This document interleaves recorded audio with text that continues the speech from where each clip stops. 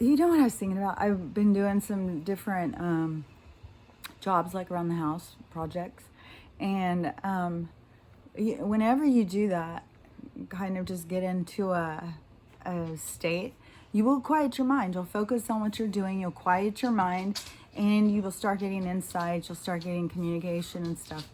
And so, I always have a lot of stuff going on in those times. And so I've had a lot on my mind about Stella and being ill, right? And about, that I don't know what's wrong with her. I don't trust our medical establishment. The veterinarian has not shown itself to be have any more integrity than the Western medical. I'm sure Eastern medical, just global medical, has not shown itself. It showed itself to be corrupt. It's about making money, and it doesn't really care about the individual soul. So, I don't want to go in and spend thousands of dollars. I've spent thousands before. When she got diagnosed with the hip dysplasia and the arthritis, she had to go through some really, really painful testing. And traumatized her. She still knows when she goes to the dentist, or vet, she panics. And, she's very traumatized. So, yeah, and the tests that they wanted to do for Winston, they were ridiculous. He couldn't even hold urine. And they want to do this stuff, and they're trying to tell me how to make the urine stay in. It's like, dude, if I've got a belly band on him and it's not staying in, it's saturating through the floor down into the underfloor part, like, really? But they don't care. And then they turn on me, I'm not doing everything I can to save my dog. They won't even, it's very, just the whole medical thing is out to make money, and I don't trust it. Even if, it may be like Jehovah's Witness of me, I don't know, but I don't.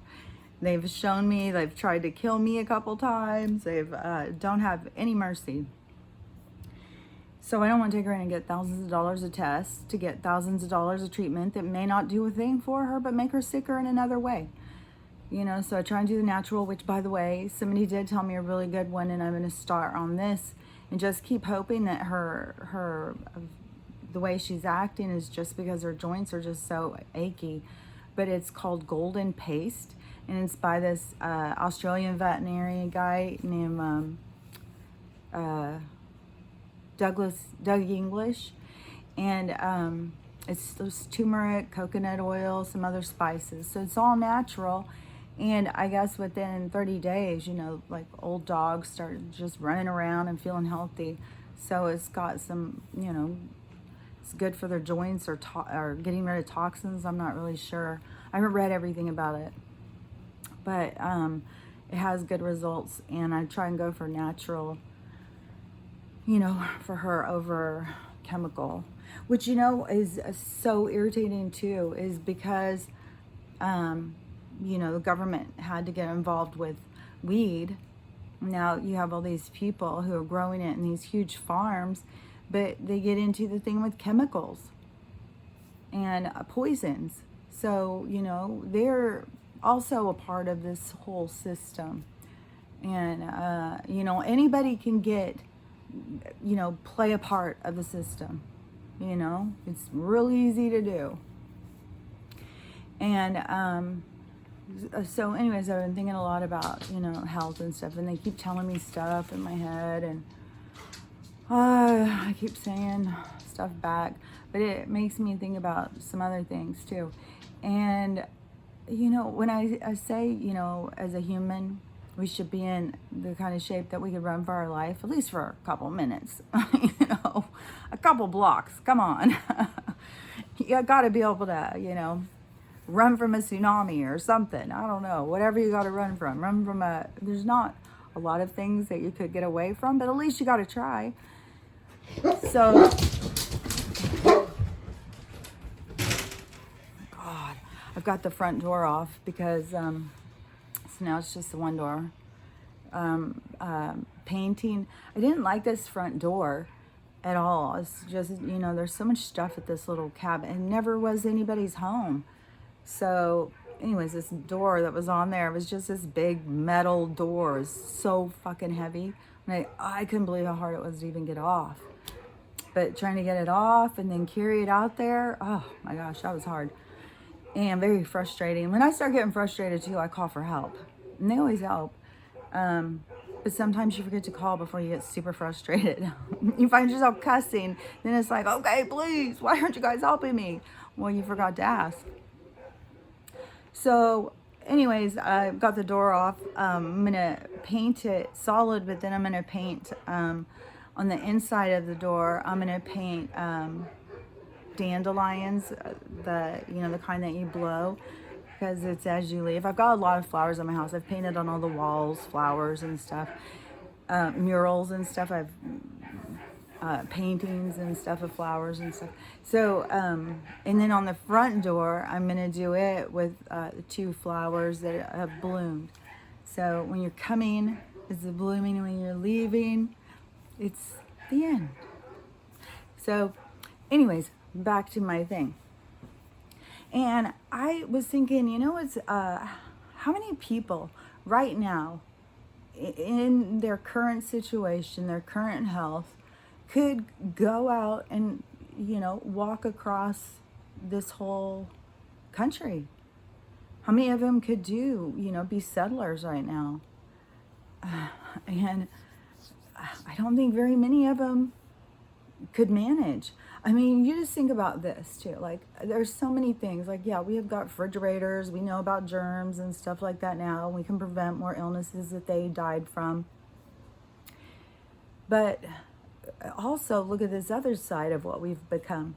Like, do you think if you drop some food on the floor back then, that you would go, oh, throw that away. It's dirty. No, we don't want that anymore. No. I don't think so. I think that they appreciated every morsel. I think that they were in very hardy shape. They could go out and fend for themselves all day long. They had to go out and get to their property, fight against nature and against people who didn't want them there, get to the place so it's completely nothing there, so you could get there, chop down some trees, and then build a cabin, build your furniture, then have to, go into town. Sometimes I think these people traveled 50, 100 miles to get to town on horseback, to get your supplies, whatever would be there. I mean, I think there was a point in time when, if you wanted a wire fence, you sat and twisted all the wires yourself. So, it was a lot harder. And I don't know a lot of people who could do that. I mean, spend a day just getting a bunch of friends to move. It's a lot of whining. A lot of, well, you better give me a beer after this, It's like, we have a low threshold for discomfort, a low threshold for, being put out in any way. And that has lowered our survival. We may live longer, but, we're just surviving. We're not living. We're living under, this controlled situation. And it's, there was another part of that I was thinking about, like, with the control, because it is, like, we do it in other areas of our life, the same thing that's being done to us. So it just doesn't make a lot of sense to me to whine about poor us. We do it. We're the bad guys. There's bad guys against us. We're bad guys. Like, that's the way the world goes round and round. And so that's like a waste of time and a waste of energy, I think.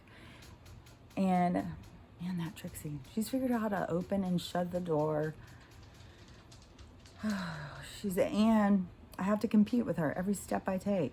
She thinks that she knows my next step, so she tries to beat me, and I'm constantly tripping over her. And, with glaucoma, your vision narrows, so you don't have peripherals. So when you're walking, if you're not looking directly down to see, you can't depend on, I'll see everything down there. You have to look to see. If somebody's under your feet all the damn time, it's easy to step on them and trip over them. Anyways, I just feel like that there's a lot of people who are not able, they wouldn't, I mean, right now they're just doing more and more things to get it to where you couldn't survive. And not only that, like, it's like they've, before they take an animal to slaughter and they plump it up. Yeah. And they got those big freezers. Yeah. And then they, just like what they have done with other foods that they start feeding us. Well, they're the ones who go in and check and see if the ingredients are really what they tell us. So I don't trust any of this stuff. I think our safest thing is to grow our own food. But then, I don't know, there's just so much stuff. I don't know how people are surviving who are asleep, really. And there's so much stuff out there. If you're not paying attention, it's so crazy. But, I mean, you can't die before your time. It's impossible. So, yeah, you'll be saved every time. If it's not your time to go, something will jump in there and save you from yourself. It's just how that world, it's just how it works. And, but these people who have got themselves in slaughter shape, they're just ripe for slaughter. That's, you need to get into survivable. You know what I was thinking about too yesterday? Planet of the Apes. When I was a kid, like, there was a whole series of Planet on the Apes. There was a whole story. It didn't just turn into an action-packed movie. Like the whole series, I think, has got, I don't know, I feel like it was a little deeper, like Twilight Zone or something. Like there's meaning in what they were presenting. And I find it so interesting because it is right now. We are the humans. There is this other species that is over us, that is far more intelligent, technologically advanced, and we are breaking free. We are going to go against them. And, that's if you go back and you watch the old movies. I think in the new movie it is the apes getting free from us. But, and the other one is the humans are the animals. Like, we're the ignorant, animals. And these animals are far more advanced than us. And they're from somewhere else. And so we're their slaves. And we have to break free. And it's really good. And it's just funny because that's what's going on. It's weird how much there's movies that disclose the truth. And that's what I am just so curious. Is it how much of it is by accident and how much of it is just, like the universe making sure. Because, when people write books and stuff, they'll be like, well, I went to sleep and I just came up with this idea. And then, it's this, major thing for us. And, it's transformative for people and gives great insight and new perspective. So, that's coming from outside of them.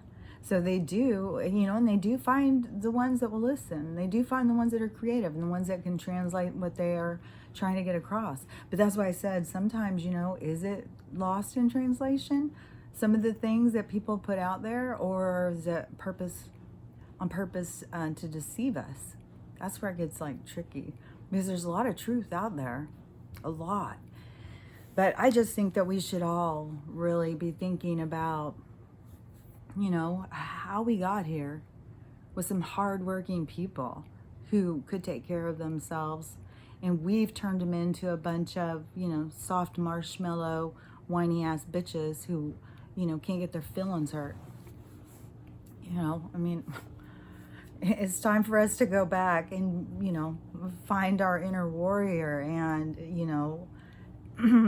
be our victor in life, Get yourself in your optimum shape. Take care of yourself. be ready for anything that can happen. You know, could you imagine if you see this big herd of deers and it's like half of them are like 500 pounds, and you know, the lion or whatever a predator comes to get them, and they all go running. Well, I wonder who's gonna get got.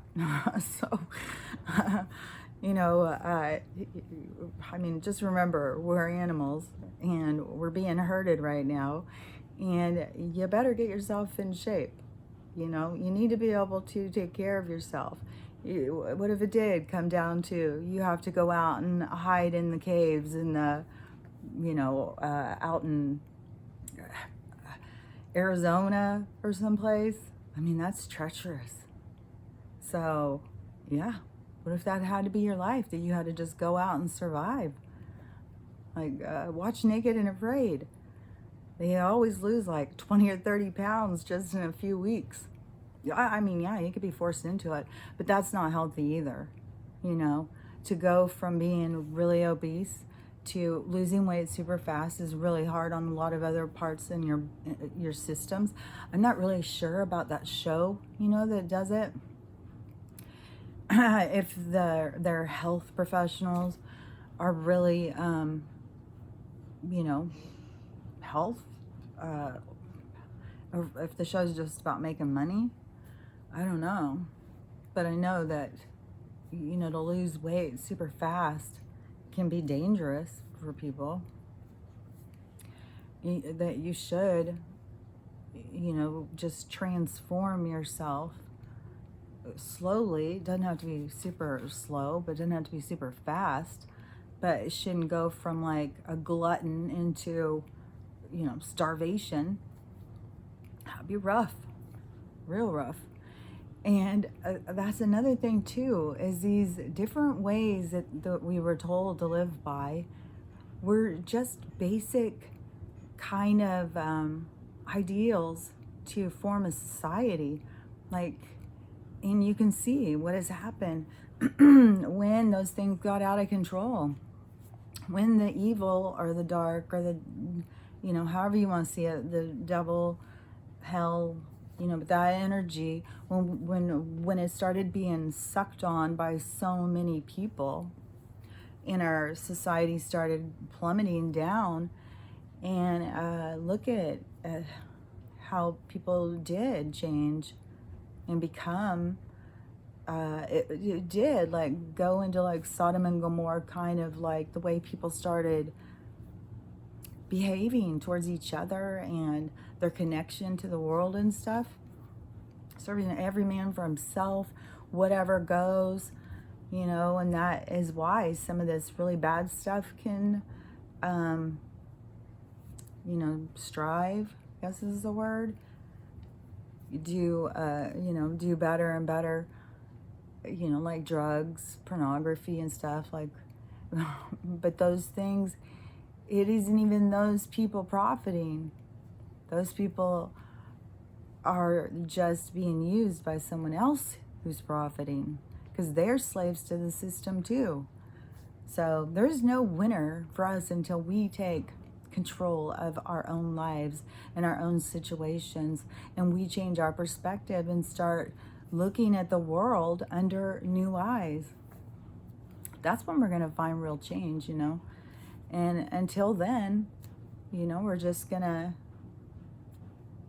we would just keep going down until, that's the beauty of the Great Awakening, is that, you know, it's turning us another direction, because that's where we were headed. It would be the end of humanity if we kept going in that way. So, you know, anyways, that's a little uplifting message there for you today. So, you know, get yourself in running shape. That's what I say. I'll talk to you later. Bye.